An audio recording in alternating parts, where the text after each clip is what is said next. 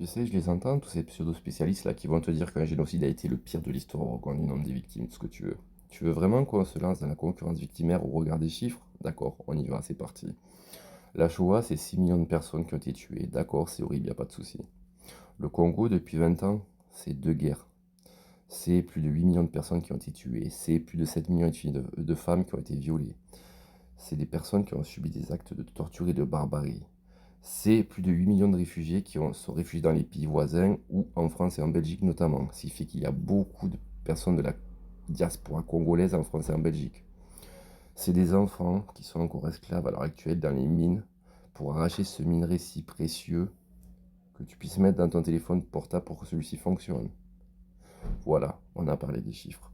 En gros, je vous le dis, la vérité, c'est que si on ne parle pas du génocide congolais depuis toutes ces années, pourquoi?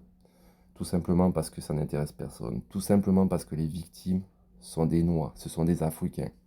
Ça serait des personnes d'un pays européen, crois-moi qu'il y a longtemps que l'ONU et tout ce que tu veux aurait fait le nécessaire. Mais vu que c'est des Africains, vu que c'est des personnes noires, ça n'intéresse personne. Voilà la vérité et voilà pourquoi ce génocide est passé sous silence depuis tant d'années.